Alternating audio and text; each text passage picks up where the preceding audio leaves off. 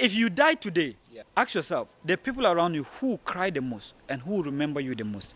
Wow. There are some people who will remember you, they cry for 1 month. There are That's people who deep. 2 years. There are people forever. And And those that some who are people forever, within that minute. they have forgotten of you. Life continues. And then one thing I would say is that be honest in your dealings as a business person. There's no shortcuts. As I always say, you can't cut up. I believe business is a process. You have to be sure that you are Sure. taking the process. Don't rush anything. The second thing is that read more and be wide open. And the third thing is that Everyone knows that you are the owner of Elon Quality Deals, right? This particular business, a lot of students, we dream of starting our own businesses while we are on campus. But some of us also think that, why don't I graduate before I venture into any business? Is it possible for a student to start a business on campus? Or you recommend the person should finish the degree before venturing into any business that he or she is dreaming of? okay, I believe business is a passion. It's something that you should go into because you love it. Sure. And who you are as best. As I earlier said, getting to work for the government or working for us an employee wasn't something in me. That is in the first place why I didn't have a dream. Sure. But I loved business from the beginning because I grew up in the business family where my mother was doing something small, everyone was doing something, not big in large, but something to sure, survive definitely. on. So I grew up in that family. So the business perception came earlier, even in secondary school. I read a lot of books related to business. So I knew I wanted to do business. So my passion for business is possibly why I started doing business was as a student. And it will be difficult combining them.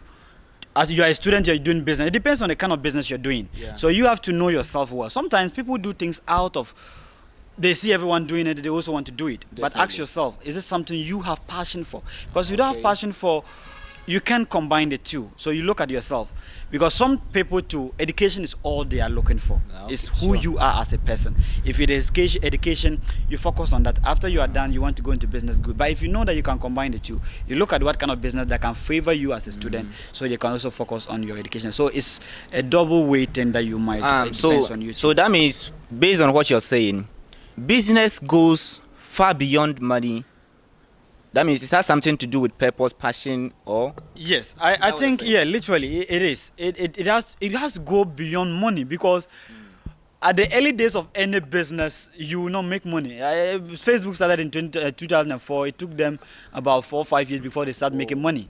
And if you take other startup as well, as a startup, you don't start making money. Yeah, it will take you a bit of time. So imagine you are money focused or money oriented in the business, then it means you will stop. So it'll be something that has to be your purpose, to be precise. Something you know that is what I'm going to do with my life. Whether rain or shine, this is what I want to commit my life into. So if it is like that, the little things will not stop you. You keep going. Wow. Even things getting harder, you have to get to where you want to get to. Because Interesting. if you don't do that, what else will you do? Definitely. I think me and my viewers would like to know. Some of us, we are very business driven, but then the capital to start, people say we should start small, but even starting the small, we see it that you have to have some capital before you start. So here's the case that I want to start my own business. For instance, I want to start selling maybe some petty things before I get myself in line. Is there anything that I can do? Maybe if it is possible for me to start a business with $0, is it possible? Or 0 cities, with nothing, is it possible? And how do I do that? I think it's possible. And as I said, it has to be the person who is trying to do that. So when I was a student, I think level 200, I started the business. And one of the business I started with no money. And sometimes it's how hard you want it, how serious you are for the thing. I used to have a guy who was selling books at the hall I was. So I came to him, I love reading and I also want to sell this book. So give it to me. If I go sell, I take my profit and I bring it back to you. So I did that sometime before I started buying my own books to sell. So we have a lot of people. So one of the biggest thing I would advise you viewers is learn how to sell. Because it's one of the biggest things you would know. Because if you know how to sell, there are a lot of people who have the goods you are wanting to sell, but they can't sell it. So if you have the skill of selling, you are able to take that product and go and sell for the beginning, so that you know what's up, and then you can continue. So that means, per what you're saying, the beginning you have to go into the sales aspect of the business. Then you have to groom yourself in the aspect of selling. Yeah. Is that what you're saying? That is what I'm saying. All right. So now, per your experience and what you've been through so far, let's say I am a student and I come to you to mentor me to start my business. Right now, is there any item that is very hot on the market that you're going to recommend for those who are interested in venturing into selling and then, getting themselves started? Yeah, there are a couple of items or products that will be in the market, and let me chip in that it depends on the person. Every business comes in a whole lot of ways. Yeah. Some people are doing business but they are not selling. They are either providing a service or somehow. So it's you define whether you want to go into selling, you want to provide a service which is unique, maybe a talent or something skill you are doing.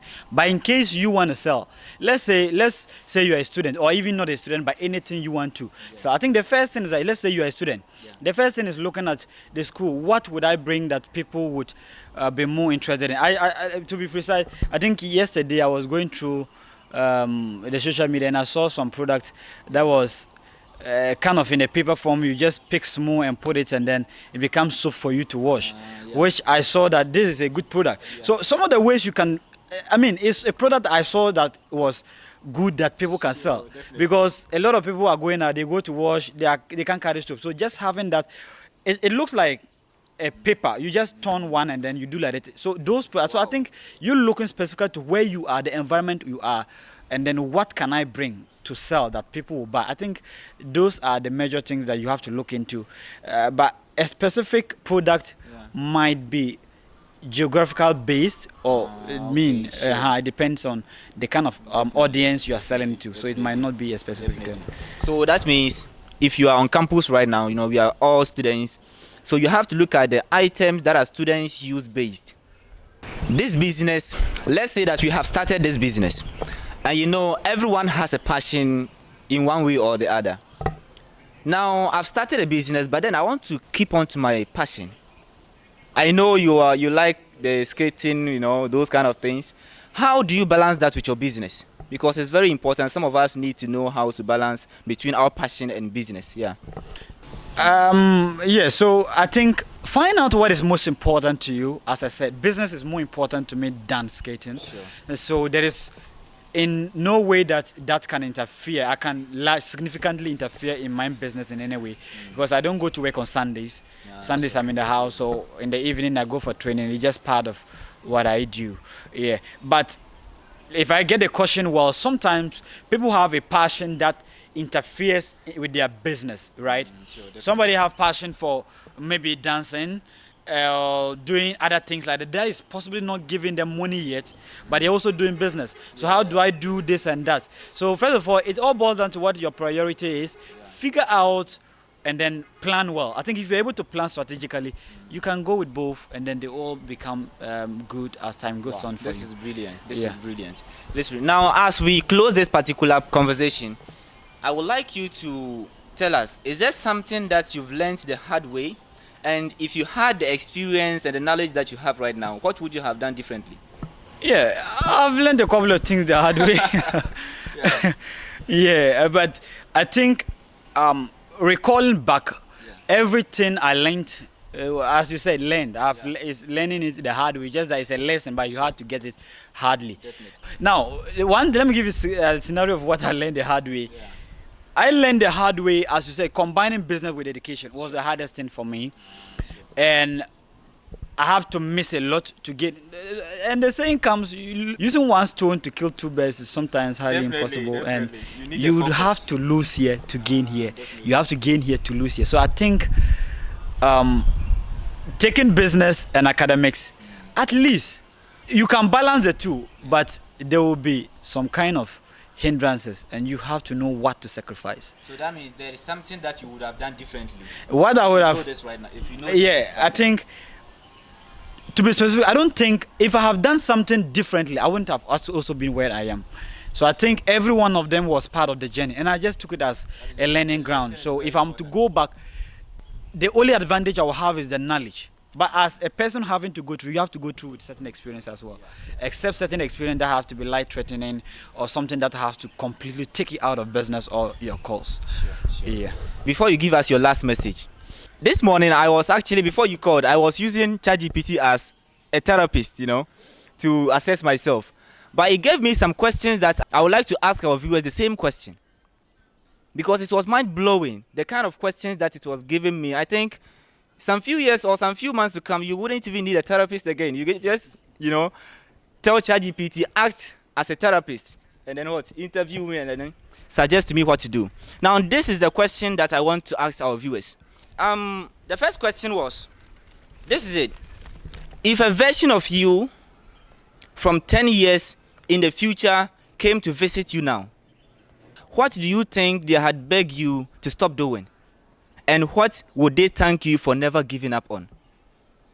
This was a question that ChatGPT gave me. In fact, I was blown away. Seriously. You can imagine this one, it will ask you a question that you even answer what you don't even know about yourself. Seriously. And then the second question was, if you could meet a version of yourself who is completely free, no fear, no pleasure, no guilt, what would he be doing differently from you right now? Actually, it reminded me of the things that I didn't act on because I was afraid, because I care about what people are going to think about me, Seriously. So ChatGPT, I think, as you said earlier, there is good side to it and there is bad side to it. So you have to focus on the good side and use it to your advantage. Now, I would like us to draw a conclusion to this particular conversation by letting you give us your last words. So, for instance, if someone comes to you as your mentee, he wants to start a business. He wants to also go into selling. You are the owner of Elon Quality Deals. Maybe he also wants to get Rauf Quality Deals. What would you suggest the person should start with? So what I would tell him or her is that, as you rightly said, fear is one of the biggest things that is holding us back. Sure. And as you said, you couldn't start a lot of things because of fear. Now, taking us back, I talk about skating. Skating has taught me vital real life lessons, and number one was fear. Wow. I remember starting to skate on a particular place, and the first time I fell on that side, wow, it created some mental restraint in my head. So I can't do it again. So it took me I could have skated in any way, but going through that same thing again, fear would hold me. Yeah. So one day I said, no, you can't be like this, till I tried. And I realized that it was the cheapest thing to do, or the easiest thing to do. Seriously? Now, and I was telling my friend sometimes, I was telling him to, you see, and it taught me, I don't know how I explain that to you much you understand, but it taught me that sometimes the things you are not starting is because of fear. Definitely. There are certain steps I took that fear held me. If I was to keep on with that fear, I would have never been, I would have just been doing what everyone else is doing. But sometimes you have to take the path that is lonely, that you have to create the path, because if you know this can take you here, you have to take the path. So what I would say is that don't be afraid to start. As young as we are, my boss will always tell me, Joseph, you are lucky, you are young, you can experiment on certain things, because if you get married, you have a family responsibility. You can't be experimenting with your life. If you fail today, because your family is going to fail as well, your wife and kids, and that's your responsibility, right? So as young as we are, start, make the mistakes, learn. Yeah. And what I'll also tell people is that no one really cares about you, or most people don't care about you as you think. Definitely. And you are on this world alone. Have that mentality, because sometimes the world can be so hard sometimes. And one of the things that I fear so much is sometimes how cruel the world can be. Everyone is on themselves. Anyone thinks about themselves. Yeah. You have to think for yourself, And building yourself, you have to make sure that you are looking out for yourself and looking out for the people who really care. Absolutely. In as much as that is true, there are people around you who really cares about what you become and who you become. Definitely. So you are not a fool. You can look out and know those people and then build something with them. Wow. And then there are people too who possibly wouldn't care about what happens to you. You die today, you are on the sick bed today, business is not going well. Who are the people who are still standing by you? Definitely. And support you? They are the right people. And right now, that someone said something. He said that if everything goes down today, and he said that if you die today, ask yourself, the people around you who cry the most and who remember you the most. Wow. There are some people who will remember you, they cry for 1 month. There are That's people who deep. 2 years. There are people forever. And those And that who are people forever, within that minute. they have forgotten of you. Life continues, and so Seriously. figure out that and then go. And then one thing I would say is that be honest in your dealings as a business person. There's no shortcuts, as I always say. You can't cut up. I believe business is a process. You have to be sure that you are taking the process. Don't rush anything. The second thing is that read more and be wide open. And the third thing is that program your mind as in listen to podcasts, read a lot of books, and then surround yourself with people who are dreamers, who are going somewhere in life, who are actively thinking about what they can do to better themselves. They might not be at their best version yet, but there are people who are willing to grow. So those are the things I would say. Brilliant. Thank you very much for being with us on this particular podcast. Please, I would like us all to know this particular conversation is being inspired by Mellow Studio. So you can actually go to YouTube and make sure you follow them because they have a lot of wonderful content that all of us are going to benefit from. Thank you very much for being with us today. Until next time, have a wonderful rest of the day.